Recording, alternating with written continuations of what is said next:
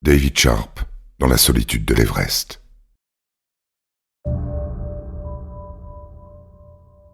Il y a des drames qui surviennent dans la solitude. D'autres, plus rares, se produisent au vu de tous, et pourtant dans l'indifférence. Celui de l'Anglais David Sharp appartient tristement à cette seconde tragédie. Le 15 mai 2006, il meurt à 8500 mètres d'altitude, dans une alcôve de pierre surnommée la grotte de Green Boots, sur l'arête nord de l'Everest. Des dizaines d'alpinistes passent à quelques mètres de lui, continuant leur ascension vers le sommet. Certains le voient quand d'autres le prennent pour un cadavre déjà ancien. Quelques-uns s'arrêtent, trop peu, mais surtout trop tard. David Sharp meurt seul, dans le froid et le silence, à portée de voix du monde. Sa disparition soulève une ondée de choc planétaire. L'Everest, géant majestueux, devient ce jour-là un miroir. On y lit ce qu'on veut y voir, mais on ne peut plus ignorer ce qu'il reflète. Entre ambition, indifférence et surenchère, la plus haute montagne du monde révèle alors une vérité glaçante. À 8500 mètres, l'homme n'est plus toujours un frère. Parfois, il n'est qu'un obstacle.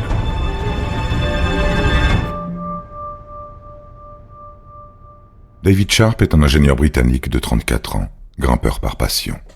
Calme, réfléchi, réservé, il préfère les longues courses en solo aux expéditions encadrées. Il a déjà tenté l'Everest une première fois en 2003 avec une expédition organisée. En 2004, il gravit le Cho Oyu à 8188 mètres, seul et sans oxygène. Pour lui, l'himalayisme n'est pas un sport de performance, mais un engagement intime. Il ne cherche ni la reconnaissance, ni les médailles. Seulement la ligne, la marche, le dépouillement. En 2006, il revient sur l'Everest, décidé à atteindre le sommet en solitaire, sans Sherpa, sans oxygène. Il a payé sa place auprès d'une agence tibétaine peu onéreuse, mais qui n'assure ni logistique avancée, ni supervision médicale. Il gravit la montagne depuis le versant nord, celui du Tibet, plus sauvage, plus froid, plus technique aussi. Son équipement est modeste, ses moyens limités. Il veut la montagne nue, sans corde tendue, sans carcan. Mais à cette époque de l'année, l'Everest est tout sauf désert et les agences de trekking se succèdent. Des centaines de grimpeurs visent la même fenêtre météo. Des embouteillages se forment au niveau du Second Step, à plus de 8600 mètres. Là-haut, la vie se mesure à la minute, et chacun calcule son effort, son oxygène, ses chances. Ce qui s'est passé entre le sommet et la descente de David Sharp restera probablement à jamais flou. On suppose qu'il a atteint le toit du monde dans la nuit du 14 au 15 mai, seul, exténué, sans oxygène. Il n'envoie aucun message, ne croise aucune cordée connue. Lorsqu'il redescend, il est déjà au bord du point de non-retour. Vers 8500 mètres, il s'abrite dans une cavité rocheuse bien connue des alpinistes. Une alcôve protégée du vent, en contrebas du chemin, utilisée depuis des années comme abri de fortune, ou plus souvent, comme sépulture improvisée. Elle porte un nom officieux, morbide, la grotte de Green Boots, baptisée ainsi d'après le corps d'un alpiniste indien mort ici 10 ans plus tôt, et dont les chaussures vert fluo sont visibles depuis le sentier. Le corps de l'alpiniste indien aux bottes vertes est toujours figé dans la neige et dans la glace, 10 ans après sa mort. David Sharp, sans doute à bout de force, se laisse glisser dans cet abri. C'est là que sa trace se fige. C'est là que son souffle ralentit, au milieu des ombres. Il est encore vivant lorsque les premières cordées de la journée remontent vers le sommet. Les témoignages concordent. Un homme est assis là, assis, le dos contre la paroi, la tête penchée, les membres figés. Certains le prennent pour un cadavre, d'autres s'en approchent. Il respire, il parle, difficilement. Il murmure son nom, il demande de l'aide. Mais là-haut, à plus de 8000 mètres d'altitude, les mots ne suffisent pas. Pour porter un homme, il faut être plusieurs. Il faut renoncer au sommet, il faut risquer sa propre survie. Et dans cette zone où l'organisme se consume, où chaque minute est une menace, rares sont ceux qui peuvent, ou veulent, s'arrêter. Ce 15 mai 2006, ils sont nombreux à passer près de lui. Plus de 40 alpinistes visent le sommet depuis le versant nord. Des grimpeurs de différentes nationalités, encadrés ou non, engagés dans une fenêtre météo étroite.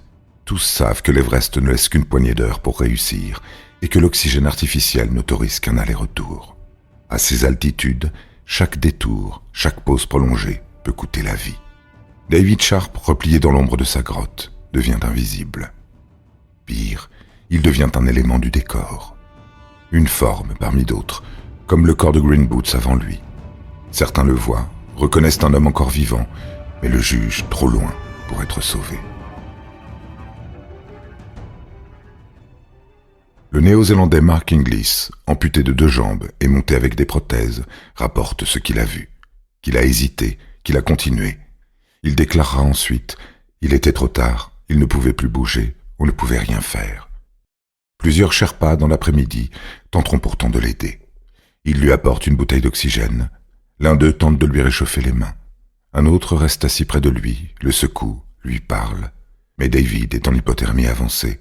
Ses lèvres sont bleues. Il ne réagit plus. Sa respiration est lente, profonde, presque mécanique. Le regard est ailleurs.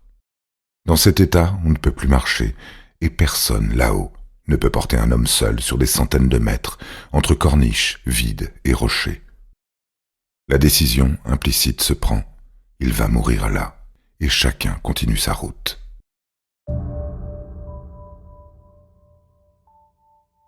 Lorsque la nouvelle de la mort de David Sharp éclate, la montagne tout entière devient le théâtre d'un procès silencieux. Les faits sont simples, insoutenables. Un homme est mort, seul, gelé, à quelques mètres du sentier menant au plus haut sommet de la Terre, croisé par des dizaines d'alpinistes, et aucun n'a pu ou voulu le ramener. La réaction est immédiate. Les médias s'emparent de l'affaire, le public s'indigne, les forums d'alpinistes s'enflamment. Et dans cette agitation, une question claque, nue, brutale. Est-on encore humain à 8500 mètres d'altitude? Sir Edmund Hillary, héros de la première ascension de l'Everest en 1953, sort de sa réserve. À 86 ans, il dénonce sans détour ce qu'il considère comme une dérive grave de l'alpinisme contemporain. La vie d'un homme vaut bien plus qu'un sommet, martèle-t-il, consterné. Il accuse les agences, les grimpeurs, la fièvre du sommet qui pousse à continuer coûte que coûte, quitte à laisser un homme mourir dans la neige.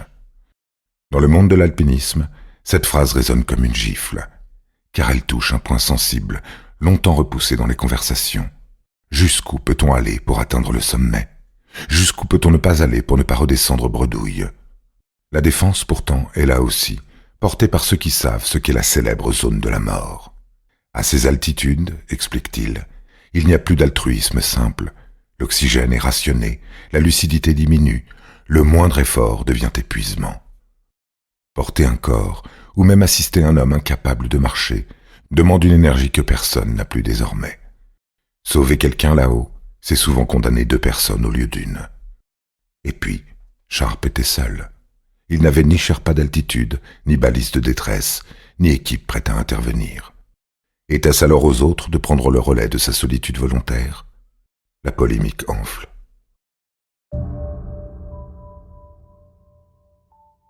Les agences commerciales sont pointées du doigt.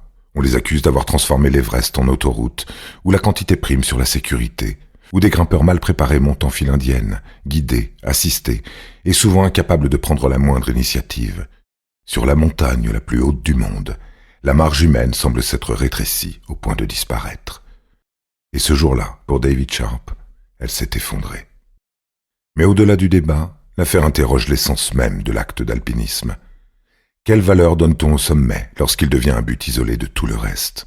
Peut-on parler de réussite quand elle passe à côté d'un homme en train de mourir?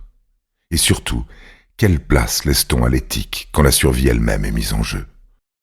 David Sharp n'est pas mort d'indifférence. Il est mort d'un système, d'un contexte, d'une montagne devenue trop fréquentée, trop banalisée, trop encadrée pour qu'on ose y improviser un acte de secours. Il est mort d'un Everest devenu entreprise, itinéraire, symbole. Et cette mort a mis en lumière ce que l'on ne voulait pas voir. Qu'à force de viser le sommet, certains avaient oublié pourquoi ils y étaient montés. Aujourd'hui, la grotte où David Sharp s'est éteint fait toujours partie du paysage de l'arête nord. On y passe sans s'y attarder, on y jette à peine un regard furtif. Mais dans les récits qui circulent encore entre les camps, autour des réchauds, dans les bivouacs de haute altitude, son nom revient. Pas comme une légende, pas comme un exemple, plutôt comme une question. Une question que chacun porte avec soi quand il entre dans la zone de la mort. Une question qui ne se formule pas à voix haute, mais qui surgit quand on croise un regard en détresse ou une silhouette immobile dans la neige. Et moi, qu'aurais-je fait? La mort de David Sharp n'a pas changé l'Everest. Les foules y montent toujours, les photos circulent, les embouteillages se forment à l'approche du sommet. Mais pour ceux qui prennent encore la montagne au sérieux, quelque chose a changé. Une ligne invisible a été tracée, une frontière morale. Car il arrive qu'un sommet soit atteint au prix d'un renoncement bien plus grand que celui de faire demi-tour.